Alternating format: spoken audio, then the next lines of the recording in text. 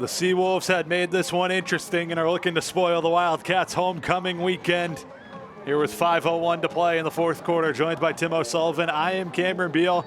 That's Miles Thomason back deep to field this kickoff after the Stony Brook Seawolves were able to punch that one in thanks to Ross Tallarico and tighten the score 17-14. Guglielmello with the kick. Thomason fields it at the 10. Past the 20. Room to work up to about the 29-yard line. Seawolves sideline is fired up. I think there were some big blocks over there. The UNH kick return team was the hands team that was up there, the front line. So they were ready for the onside kick. When I think Stony Brook, that's the right call. You just kick it off and play defense with this much time left. But UNH had to be ready for that onside, and they were. So they had some defensive backs, running backs up there. It might have got pushed around a little bit on the coverage, but to start at the 29, and you know, you want to be conservative here. You want to chew up the clock, but at the same time, Stony Brook has stopped that. So, you know, what do the Wildcats do on first down? New Hampshire hasn't shown much offensively in the quarter. Brosmer fakes the handoff out over the middle to Corcoran, slips off a tackle up to about the 48-yard line. You know, we were just talking about it in the break. I thought that was the right call. A little play action on first down. You know, Stony Brook is thinking run. I said Lepkowski over the middle, but Corcoran over the middle works just as well. Wildcats did it with two running backs in the game there. Thomason and Lobby both in the backfield.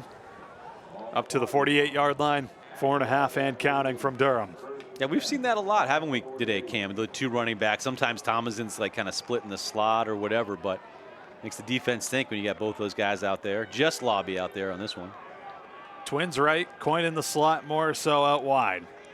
Corcoran at the top of your screen. Give to Lobby. Tries to do a 360 around the tackle, ends up losing a couple. I think that was 94. Taylor Balesta got a hand on Lobby's jersey and whipped him around enough to make Lobby lose his balance. And nice play by Balesta there. Blew it up at the point of attack. Lepkowski into the huddle there for Sean Coyne, one of Brosmer's favorite targets today and all season. Came into the day ranking 3rd in receptions and 3rd in receiving yards. He's got 5 receptions for 94 yards on the day, just trailing Corcoran with 96. Corcoran in motion back to the inside. Brosmer finds Lobby in the flat, out to the left, room to work up the sideline, up to about the 41-yard line. Actually, they're going to call him back at about the 47. They're going to say he stepped out back there. Yeah, tight roping along the sideline over there, and Nick Chimenti had an angle on him. I thought for a second Lobby was going to get blown up, but too quick for that. Got around the tackle of Chimenti, who was lamenting it. Big third down here. 3rd and 5. Closing in on 3 minutes to play. The Wildcats clutching to a 3-point advantage. More so, bottom of your screen. Corcoran in the slot. Decent Lepkowski, the tight end pairing in motion. Lobby splits out. Brosmer looking over the middle. Hits Adam Deese for his 3rd catch on the season with a lot of green grass ahead. Morriso on the block. Adam Deese down at about the 15-yard line for the first down. Wow. And I think that's the right call, obviously in hindsight, but you got to put the ball in Brosmer's hand.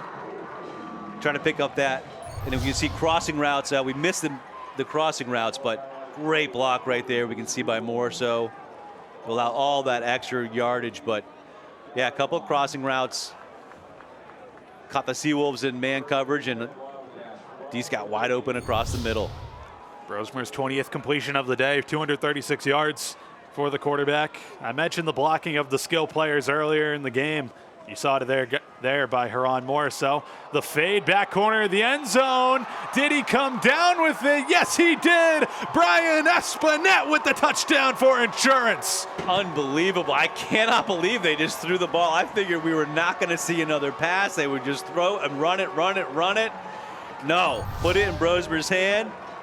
Look for Espinette and your 6th-year senior who has taken a back seat this year to young guys like Corcoran and Lincolns, comes through with the game, what should be the game-sealing touchdown.